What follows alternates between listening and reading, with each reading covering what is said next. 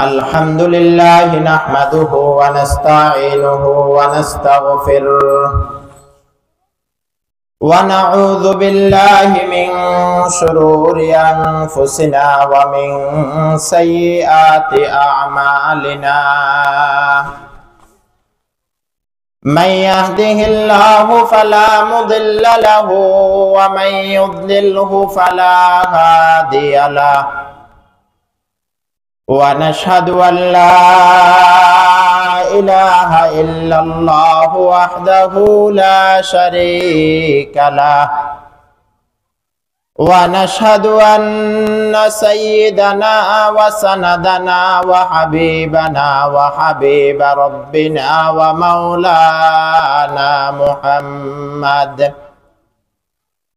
ومولانا محمدا عبده ورسوله صلى الله تعالى عليه وعلى آله وأصحابه وأزواجه وبارك وسلم تسليما كثيرا أما بعد فقد قال الله تعالى في كلامه المجيد وفرقانه الحميد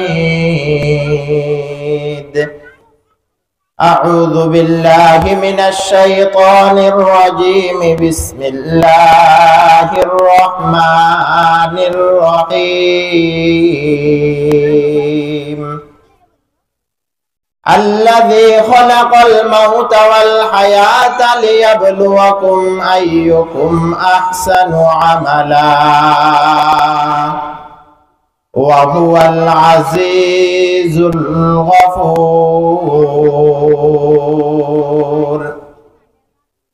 قال النبي صلى الله عليه وآله وسلم الكيس من دان نفسه وعمل لما بعد الموت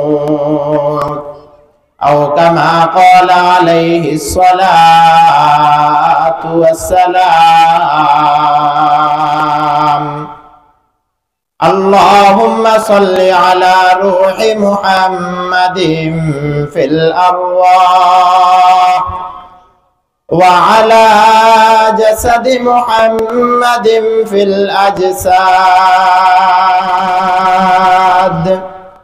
وعلى قبر محمد في القبور وعلى قلب محمد في القلوب منفعت ایک ہے اس قوم کی نقصان بھی ایک منفعت ایک ہے اس قوم کی نقصان بھی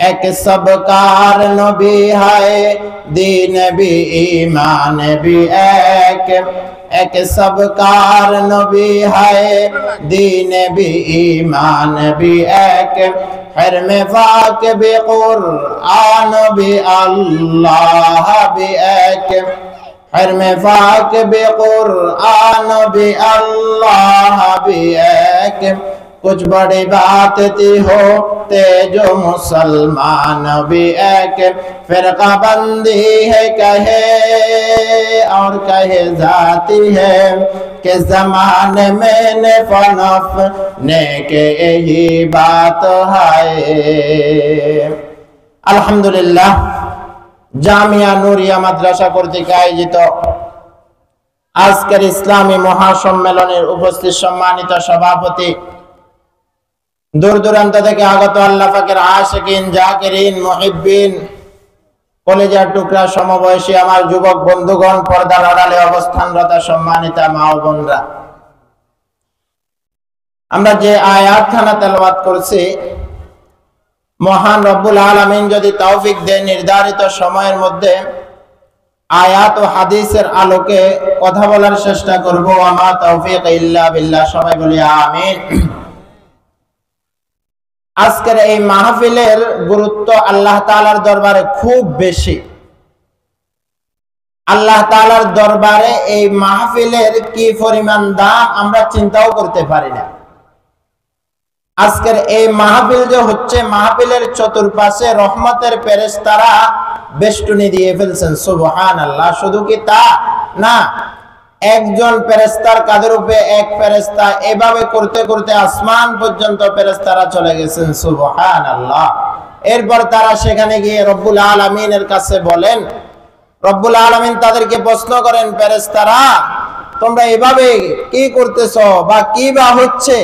তখন ফেরেশতারা আল্লাহ তাআলার দরবারে বলেন যে আপনার বান্দারা জামিয়া নূরিয়া মাদ্রাসার মাহফিলে শীতের মধ্যে বয়ান শুনতেছে। আল্লাহ তাআলা তাদেরকে প্রশ্ন করে তারা কি চায়? ফেরেশতারা বলে জান্নাত চায়। আল্লাহ বলে তারা কি জান্নাত দেখছে? ফেরেশতারা বলে না মাবুদ, আপনার জান্নাত দেখে নাই। তো তারা জান্নাত চায় কেন? বলে আল্লাহ তারা আপনার বান্দারা উলামায়ে কেরামের মুখে, আলেম উলামাদের মুখে জান্নাতের কথা শুনছেন, জান্নাতের নাজ নেয়ামতের কথা শুনছেন, এই জন্য তারা জান্নাতের জন্য দেওয়ানা, পাগল হয়ে গেছেন। সুবহানাল্লাহ। যাই হোক, এই মাহফিলের দাম রব্বুল আলামিনের দরবারে অনেক বেশি, অনেক বেশি। যে আয়াতখানা তেলাওয়াত করছে, রব্বুল আলামিন বলেন আল্লাযী খালাকাল মাউতা ওয়াল হায়াতা লিয়াবলুয়াকুম আইয়ুকুম আহসানু আমালা। আল্লাহ তাআলা বলেন আল্লাযী খালাকাল মাউতা ওয়াল হায়াতা, আমি আল্লাহ মানুষের হায়াত এবং মওত সৃষ্টি করেছি। মানুষের হায়াত এবং মওত আল্লাহ তাআলা সৃষ্টি করেছেন। কেন সৃষ্টি করেছেন? আল্লাহ তাআলা বলেন লিয়াবলুয়াকুম, লিয়াবলুয়াকুম, আমি আল্লাহ তোমাদের থেকে পরীক্ষা নিব। লিয়াবলুয়াকুম, পরীক্ষা নিব। আইয়ুকুম আহসানু আমালা, কে পরীক্ষা নিব? রব্বুল আলামিন সেটাও বলেন আইয়ুকুম আহসানু আমালা, তোমরা কি পরিমাণ উত্তম আমল করো। রব্বুল আলামিন আকসারু আমালার কথা বলেন নাই, রব্বুল আলামিন বলছেন আহসানু আমালা, উত্তম আমলের কথা বলছেন। তাহলে রব্বুল আলামিনের দরবারে বেশি আমল থেকেও উত্তম আমলের দাম হচ্ছে বেশি। সুবহানাল্লাহ। আল্লাহর হাবিব জনাবে মুহাম্মদ সাল্লাল্লাহু আলাইহি ওয়াসাল্লাম হাদিসের মধ্যে বলেন আখলিস দীনাকা ইয়াকফিকাল আমালুল কলিল। উম্মত, আমার দরবারে, আল্লাহর দরবারে তোমাদের বেশি আমলের দরকার নেই। আখলিস দীনাকা ইয়াকফিকাল আমালুল কলিল, ইখলাসের সহিত অল্প আমল করো, তোমার নাজাতের জন্য এটাই যথেষ্ট হবে। সুবহানাল্লাহ। इखलास के आमालिए जन्नत के हमरा, इखलास के आमालिए जन्नत के हमरा, फरहेज के दवाए, फरहेज के मकासद है सब दवाओं का जड़।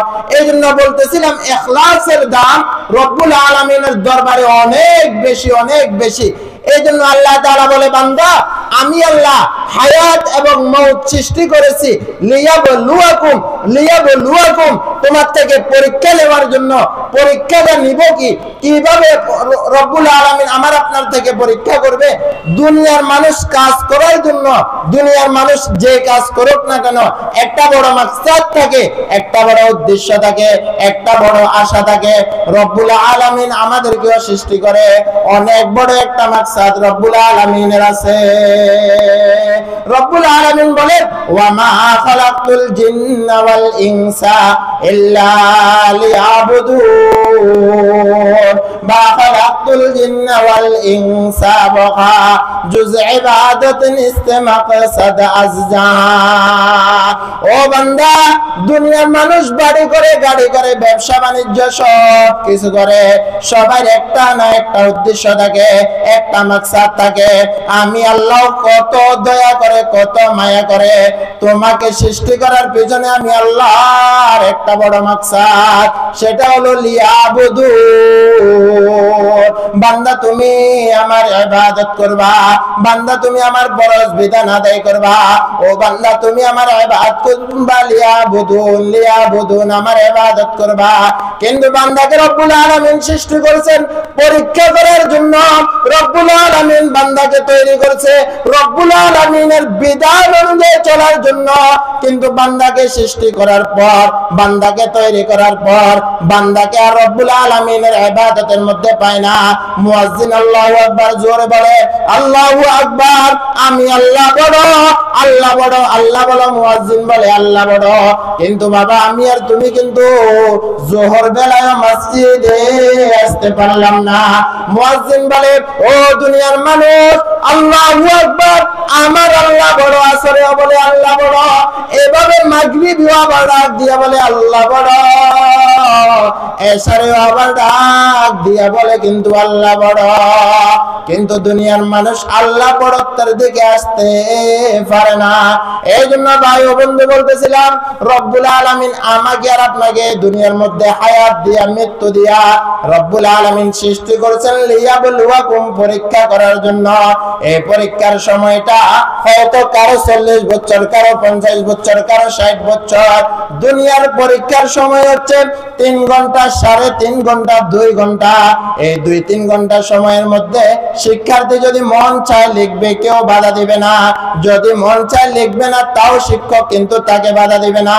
কিন্তু পরীক্ষার হলে তার অনুমতি আছে, মন চাইলে লিখতে পারবে, মন চাইলে বসে থাকতে পারবে, কেউ তাকে বকাও দিবে না, কিছু বলবেও না। ঠিক তেমনি ভাবে রব্বুল আলামিন বলে বান্দা 70 বছরের হায়াত দিয়ে আমি রব্বুল আলামিন তোমাকে পরীক্ষার জগতে পাঠাইলাম, 80 বছরের হায়াত দিয়ে পরীক্ষার জগতে পাঠাইলাম।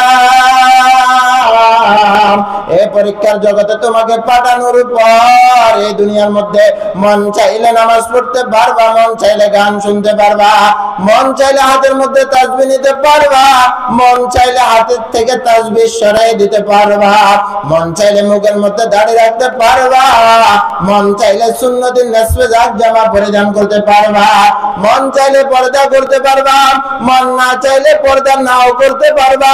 দুনিয়ার 70-80 বছর হায়াতের মধ্যে বাবা তোমাকে আর আমাকে কেউ কিন্তু একটু বাধা দিবে না। এই 70 বছরের হায়াত দেওয়ার পর রব্বুল আলামিন কিন্তু পরকালে আমার আপনার থেকে পরীক্ষা নেবে। দুনিয়ার পরীক্ষার মধ্যে 2 ঘন্টা সময়ের মধ্যে ওস্তাদ কিন্তু জিজ্ঞাসা করে না, ও বাবা তুমি কি লিখছো, তোমার পরীক্ষাটা ভালো হয়েছে না খারাপ হয়েছে। কিন্তু ফলাফল দেওয়ার সময়, ওই সময় আর ছাত্রর কিন্তু এখতিয়ার থাকে না, শিক্ষার্থীর কিন্তু আর এখতিয়ার থাকে না।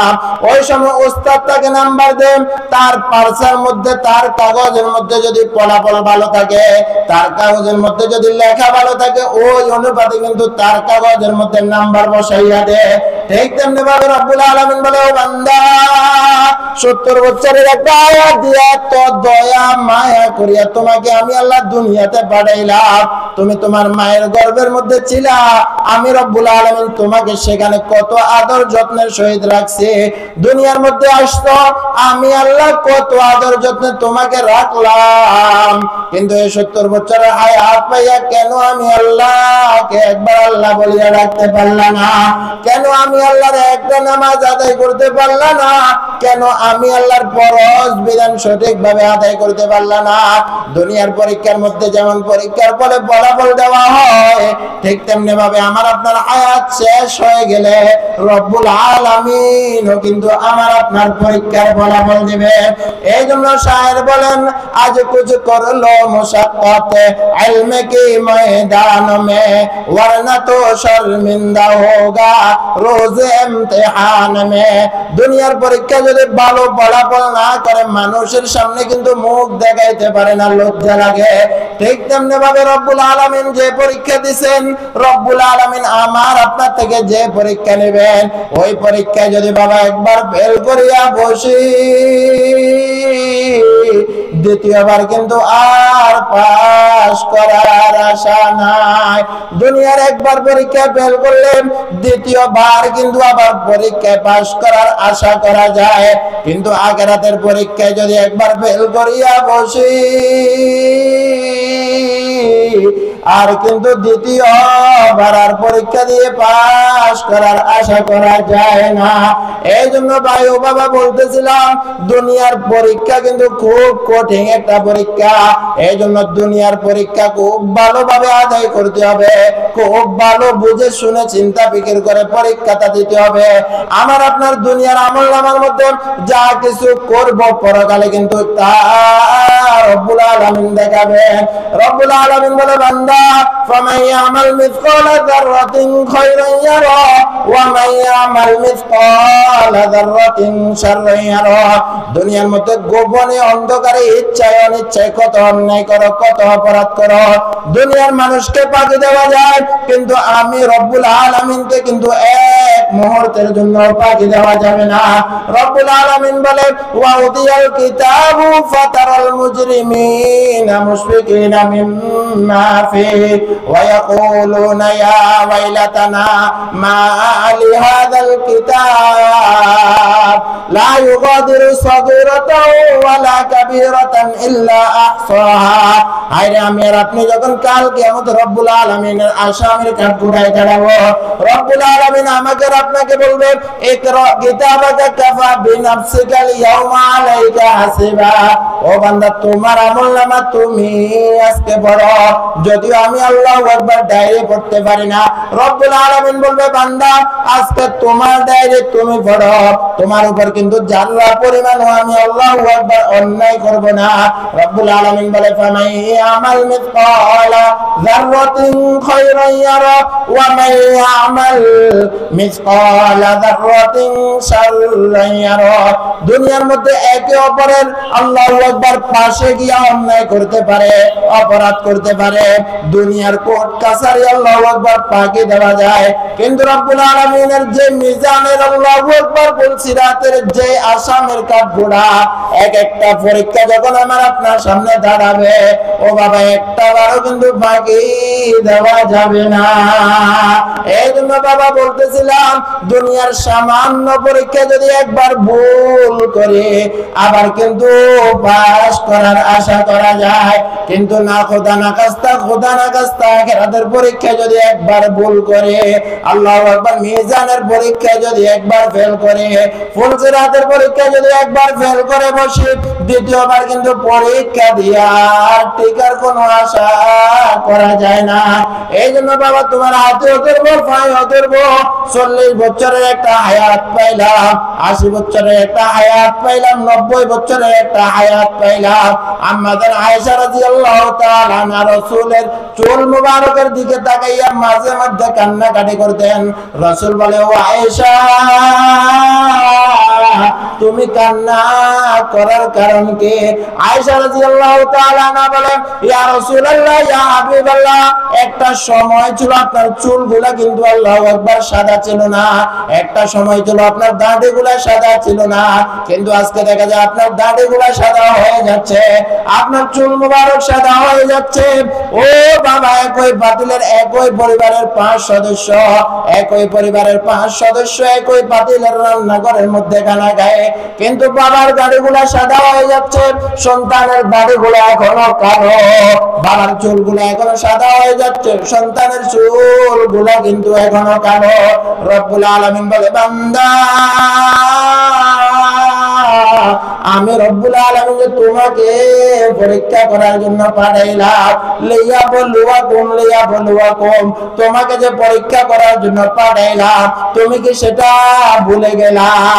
আমি রব্বুল আলামিন তোমাদের দুনিয়ার মধ্যে এক একটা কাজ করার পিছনে তোমাদের এক একটা উদ্দেশ্য থাকে, আমার কিন্তু আর অন্য কোনো উদ্দেশ্য নাই।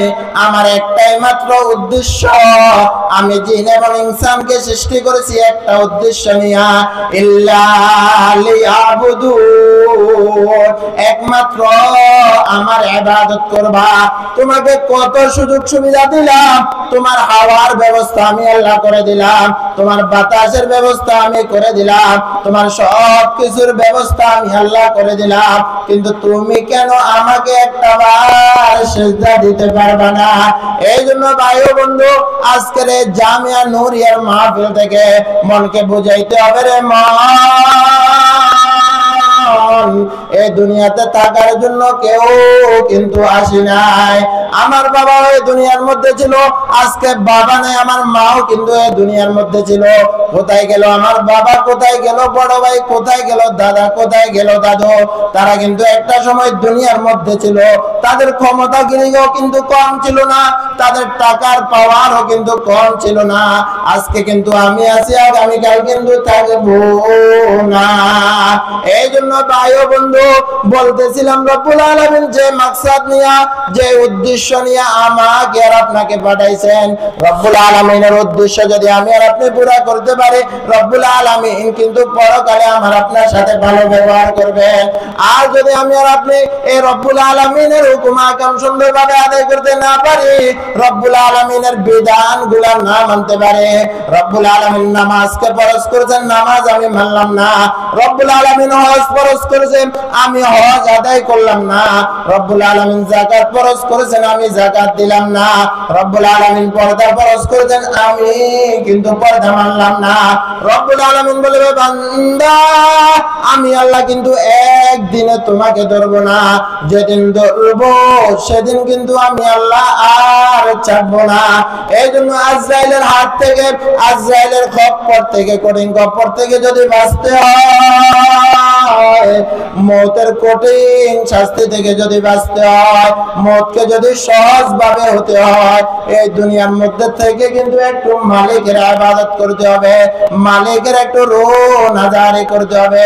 এই জন্য আল্লাহ তাআলা বলেন, আল্লাযী খালাকাল মাউতা ওয়াল হায়াতা লিয়াবলুয়াকুম আইয়ুকুম আহসানু আমালা ওয়া হুয়াল আজিজুল গফুর। আল্লাহ তাআলা আমাদের সবাইকে, যে আলোচনাটুকু হয়েছে, আল্লাহ তাআলা আমাদের সবাইকে আমল করার তৌফিক দান করুক। ওয়া আখিরু দাওয়ানা আনিল হামদুলিল্লাহি রাব্বিল আলামিন।